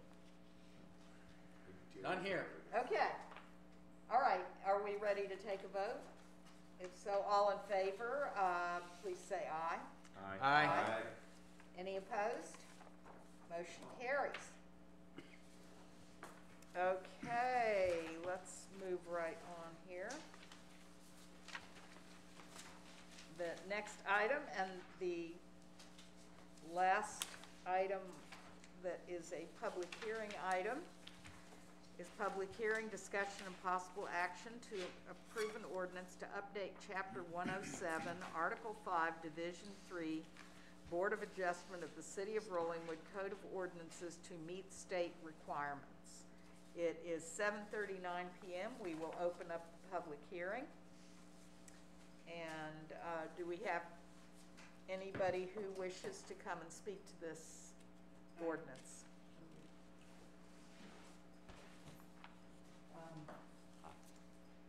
Having served on the Board of Adjustment way back when, I'm a little bit concerned about what the purpose of this is at the PNC meeting. if somebody can explain that to me. And I thought, or I understood that the Board of Adjustment is a quasi-judicial body governed by other than just the city code of ordinances. So maybe if the city attorney can give us a little background on what is being proposed and what the changes are going to create for the Board of Adjustment, none of the members being here. I'm just wondering if you could address that. And Shanti, could you state your name and your address? Oh, yeah, Shanti Jayakumar, 3309 Park Hills Drive, resident since 1983. Thank you. All right, thank you, Shanti. Who would like to address Shanti's questions? I'll cover them. I'm Bryce Cox. I'm a planner with Denton Navarro, the city's legal counsel. So I'm not an attorney. I'm a city planner. I think most of you all have seen me in the Zoom meetings. It's great to see all of you in person. So the purpose of this, to kind of start off, I'll give a very quick overview of Board of Adjustment. So the Board of Adjustment is intended as a quasi-judicial board. So as we think about it, they're less of the policy arm, which is definitely what Planning and Zoning Commission does. You'll originate, hey, we need to make functional changes. We need to see these kinds of things. We want our community to develop this way. Board of Adjustment works as kind of this outlet valve for, hey, we have these kind of weird scenarios that pop up because one size doesn't fit all everywhere. And so there's specific provisions that state law lets the Board of Adjustment do. And a lot of those are laid out in Local Government Code Chapter 211, which is where all the municipal zoning requirements are. And so to your specific point of why is this coming before Planning and Zoning Commission, so it is adopted as part of the zoning ordinance. And in order to amend anything in the zoning ordinance pursuant to both state law and Rolling Woods Code of Ordinance, they have to be presented to the Planning and Zoning Commission for a recommendation first. And so the goal of what this was and what these changes are in front of you are really to kind of freshen up what you've got on the books, bring a lot of it into compliance with current laws. There were some funny provisions where the Board of Adjustments was kind of handicapped in some of the things they could do specifically towards what variances they could grant. So instead of being able to grant a variance to kind of anything in the zoning provisions, there were keyholed into certain pieces, so that was removed. A lot of the language was clarified, as well as we added additional language related to hardship findings. That's one thing that people often struggle with, and Board of Adjustments often struggle with, is an understanding of what that legal hardship level is, right? Because we all want to look, whenever those cases come up, at the person's situation and be like, oh, we feel for you.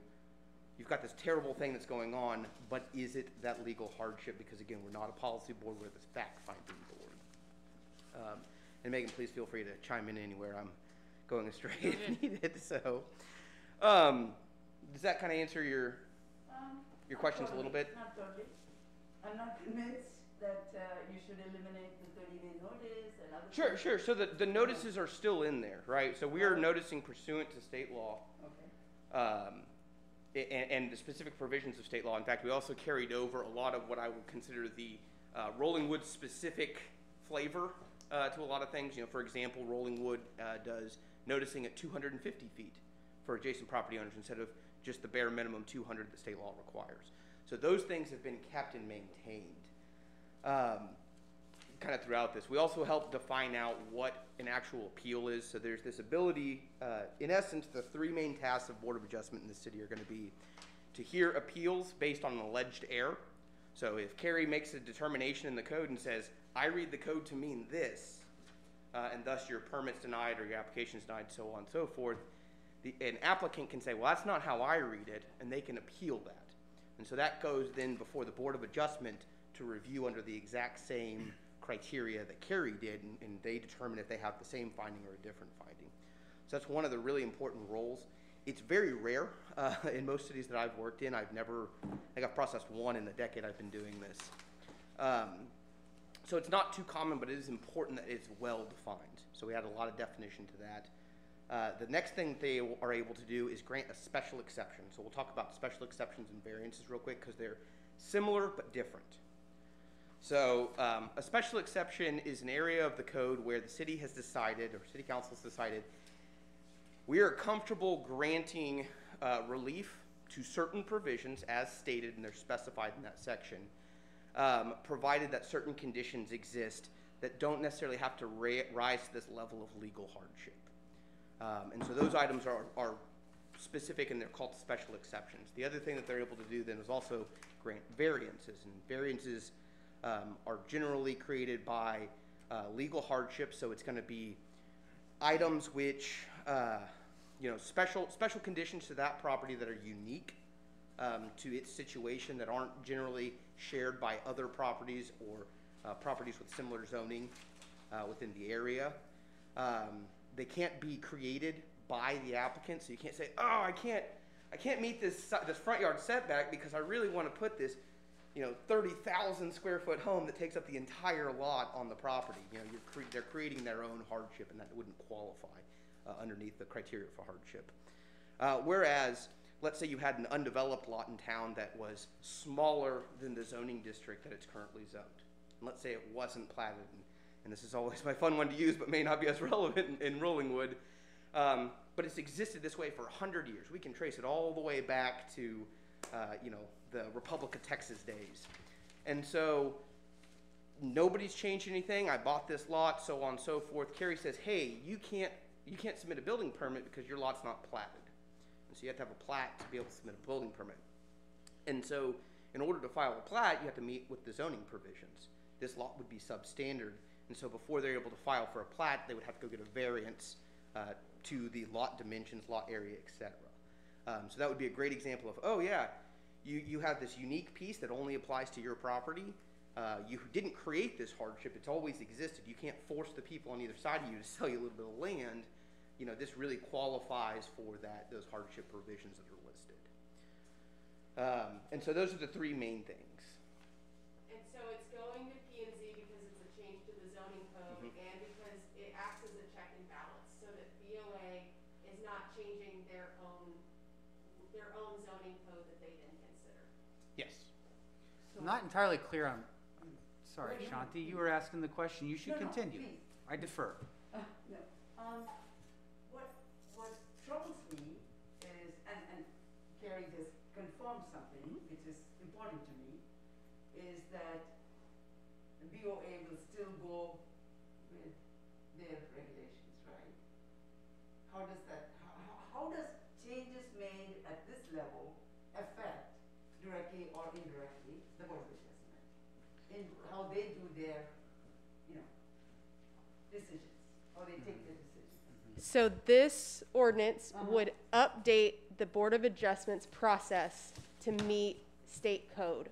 There are some elements that are in our current process that are not consistent with state law currently and that are not consistent with the last legislative session.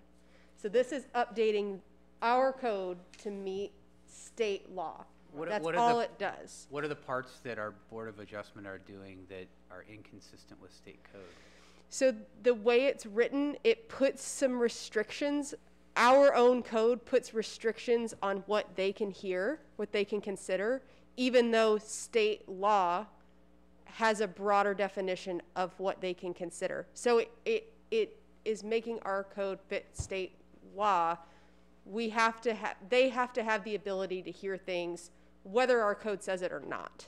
Got it. So the special exceptions is an example of that. I feel like there's a provision already for the Board of Adjustment to hear special exceptions. There is, it's poorly written. Right. So all of this is already written, it's just not written very well. And then with the last legislative session, there were some minor updates to hardships and how that can be considered. So that's the purpose of this. Makes sense to me. Thank you for the explanation. And we didn't change any of those things. The special exceptions that are currently in the code are carried over. Got it. So we didn't add new special exceptions or take things away like that. So they still have the same authorities. If you're still in public hearing, can I? Yeah. Okay, so specifically, I have an issue with notice requirements. Again, I'm saying this having served on the Board of Adjustment. I was chair for 2 years. This is old stuff, but those things will change. Even if the legislature changed something. Notice is a very, very important thing in my mind, especially for Board of Adjustment meetings. I think it should be 30 days. I think there is something here which makes it 10 days. And if I'm out of town or any of you are out of town, too bad, you don't get to hear it or go to the meeting. And now you cannot do it Zoom, you have to be here in person. So what do? What's my recourse? If you change it to 10 days. Okay, and then mail notice. Recently we had an issue with the park. There was requirement that every single resident in Rollingwood should be notified. I think it's a new legislative requirement when it comes to parks or public spaces. And so we had to postpone the Board of Adjustment meeting recently till everybody in the community was notified. Now, what happens to that? And I think we need to maintain that 30-day and the fact that if it's a park thing, that should not change. Everybody in the community should get notice. Interesting. Back in the day, we used to have a publication in the Picayune every time there was a Board of Adjustment meeting. And I say this because I have a collection of every single notification in my folder from every single Board of Adjustment and P&Z meetings. And then last year, all of a sudden, no more publications since September of last year. So it's all on the city website. Unfortunately, there are many people in this community who do not have computers, do not have access to computers, and cannot get that notice. So we don't have any other way of communicating that. So I'm gonna beg to differ with you. Yeah, okay. We've been posting it every Board of Adjustment meeting we've had, which has only been 2 or 3 in the last 15 months, has been posted in the Austin American-Statesman because the Picayune has not been consistent with when it's been delivered.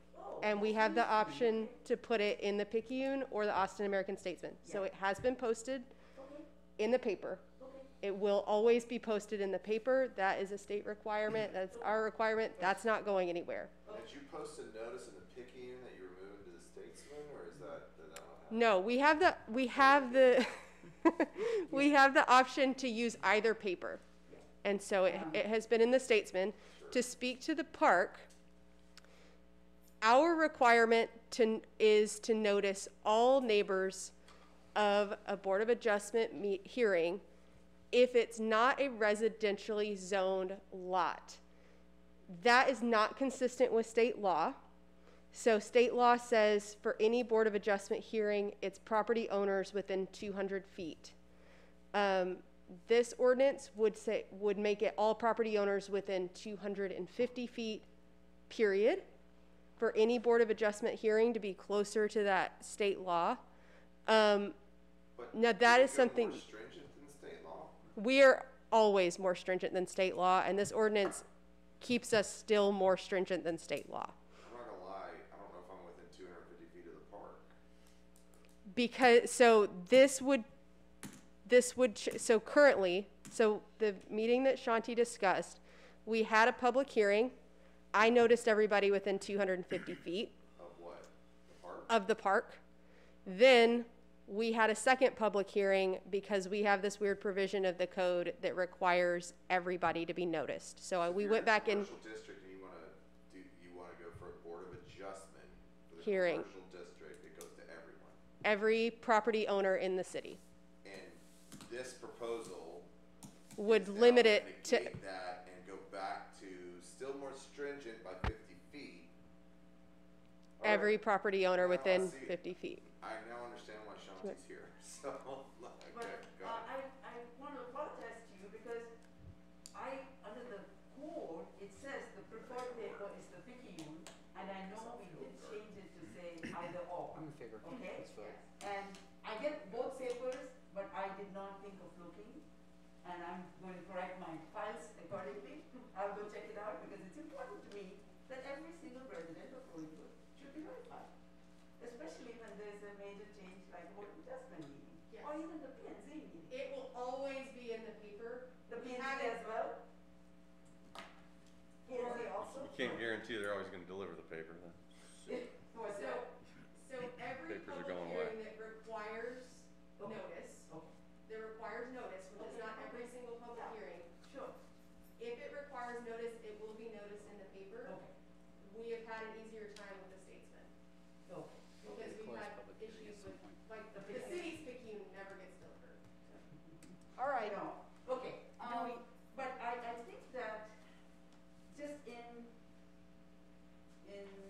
being respectful to the Board of Adjustment people, it would be nice to have their inputs as well, and this is something that you guys have the, you know, this is kind of a surprise item here. I didn't even see the background material until late last night. So it's kind of something that came on. All right, well, thank you, Okay, Shawnee, for thank your you. comments. Yeah. Do we have any other members of the public who wish to speak? And your name?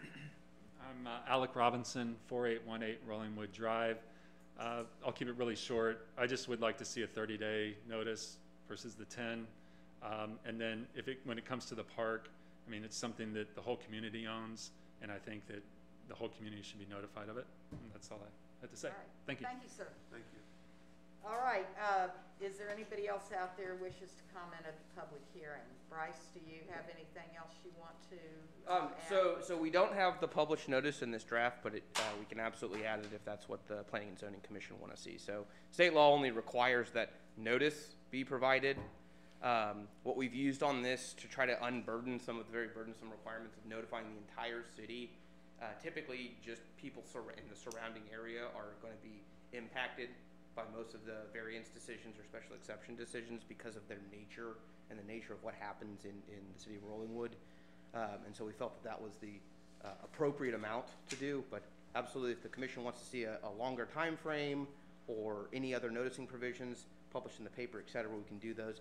Just know that there is a cost associated with mailing things citywide, as well as a very large amount of time that it takes for staff to prepare those things and get them out. So. All right, well, thank you. Do we have anybody else who wishes to speak at the public hearing? If not, then we will close the public hearing at 7:57 p.m. Do we have anyone on the commission who would like to make a motion? Can I just get clarification? We're not the final stop on this. I believe we're just making a recommendation to city council, and then city council can tinker with it, and the public can go speak at that meeting as well. Is that correct? That's correct. And And make when it goes adjustments. to city council, it will be noticed in the paper. Right, so I'm gonna move to accept the provision and send it up to city council and let them sort through the mess of any changes that people want to make to it. So you're moving that we recommend the ordinance as written to city council. Yeah. All right. Do we have a second? I would move to deny solely because I read this thing, I skimmed it, I didn't understand what the heck we're reading, and I was like, I'll figure it out when we get here. So my motion would be to deny approval and give us some more time to consider it. I appreciate Shanti and Alec being here today. The reason we're here is so the public can come and that we can do the dirty work.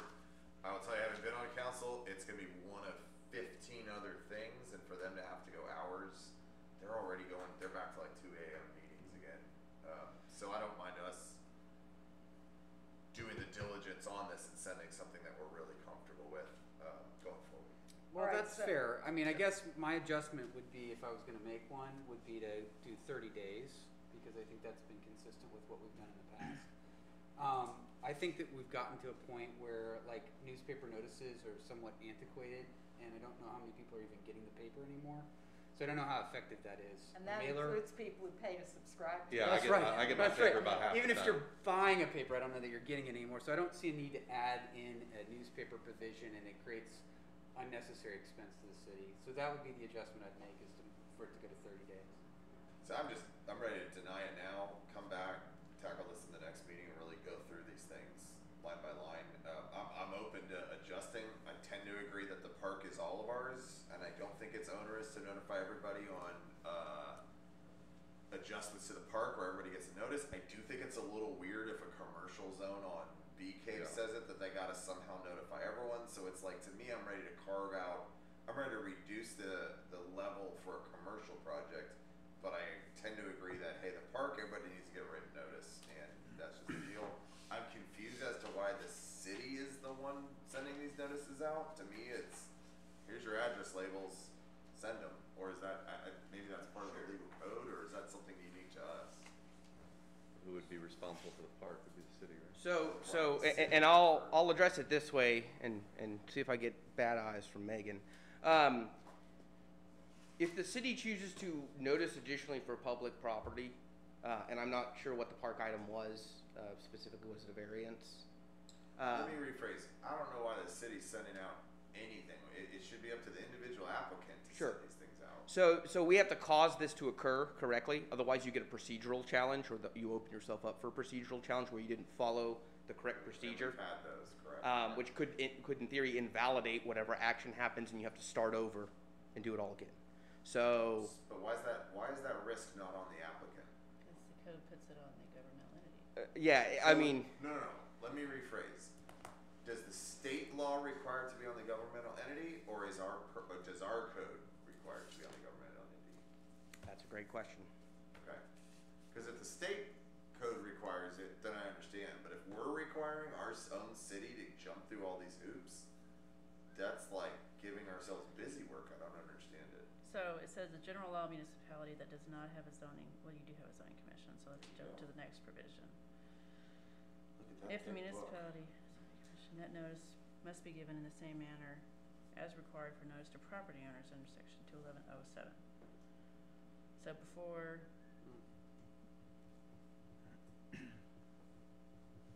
I know that the city of Austin sends their own BOA notices.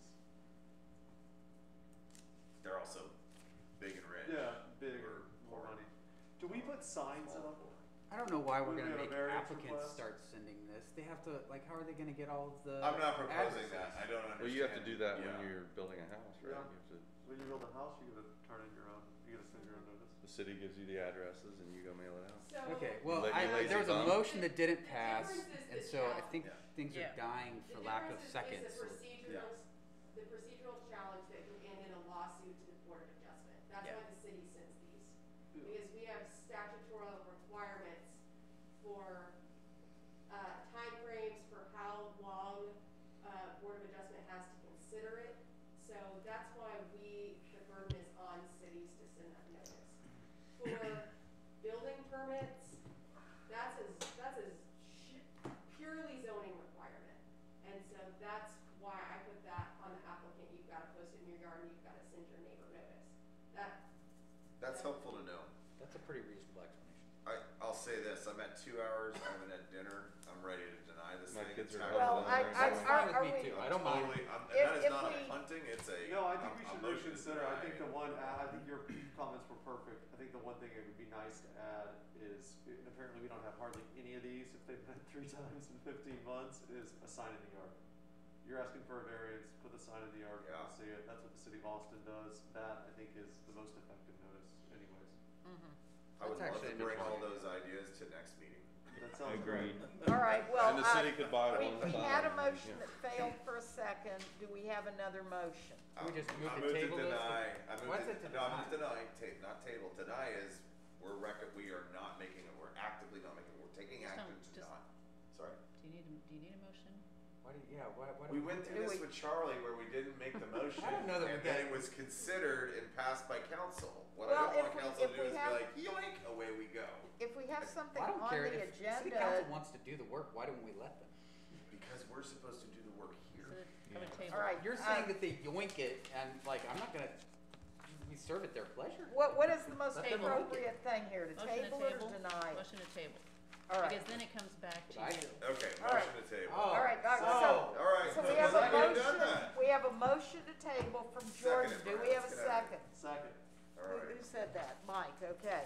We have a motion and a second. All in favor of the motion, say aye. Aye. Aye.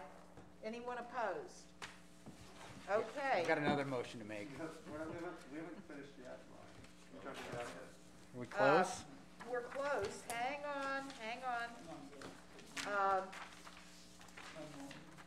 All right, okay.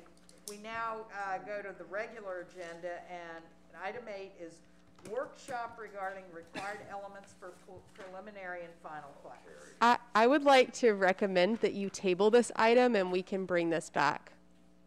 Thank you so much. Necessary. I accept that recommendation. Sounds great. I cannot make I'll that. move to table. Second. All right, all in favor, say aye. Aye. Aye. Anyone opposed? All right, motion carries. But it doesn't matter if we motion. I move to adjourn the meeting. All right, do we have a second? After the time. Meeting is adjourned. Good work, team. Great job, Chair. Amy, you're incredible. Incredible. You're right, that didn't require four out of 5 to pass. Oh, my God. So let's just table it. I got confused. You're good, no, because it's, I haven't eaten since 11. I have so. different rules and different boards. No, I remember one time we said, okay, well, let's just not do anything, and it was like, well, you guys have talked about it, and then they pushed, Yeah. and city council didn't have that. Yeah. Okay, cool. Thank you for the guys. See ya. And yeah, thank you. Good to see everybody again. Yeah. I couldn't put I'll bring snacks next time. What's the line? You brought cookies before. I think I came out a little strong on the 4 applicant. Just like, Yeah, close to Rollingwood Drive. What city staff has provided or has No, the other side. No, other side. Where, all right, I Wendell, gotta go get on another. Catherine, and, Paris. Yep. Same size as Catherine? The same side. Amy, you're a on the fantastic corner. chair. I look forward to a long reign. Yeah. Bye, y'all. So yeah, thank you. Bye, Jordan. And, yeah, I agree that the reason I got involved. Thank you, Amy. Appreciate it. Oh, you're welcome. People were noticed. They had enough time. By me. I hadn't read all this, so I'm glad you came in. Brian, good to see you. Thanks so much for dressing up for your first. Yeah. I have to borrow it, because Oh, the paper to notice. Yeah, there's always. I didn't know it was in big. I get both big. That's the problem with those kind of notices too. I think that's why I think longer time is better Yes. because neighbors will talk, the Yes. sign in the yard, those kind of things. 10 That days, community just- involvement that gives you enough time because Right, but so you could have, so let's say, And that's the first. You could have a house that's yeah, Because this is the government, you need to yeah, be. exactly. And I keep up with this, and still I don't. Right. It takes a lot of time. I'm discovering, living in a very small city. If you want to take part and you want to, yeah. That's it's- the beauty of Rolling. Yes, I agree. Everybody's pretty much, auditing price. Right. How long have you been here? It's been 5 years now. Yeah. I'm glad you picked it up. Oh, great. And now I have grandkids in this year, so. Yeah. You guys are very smart. It's, Great job. full circle. Yeah, absolutely. Couldn't have. Good to see you guys. Have a good night. Bye.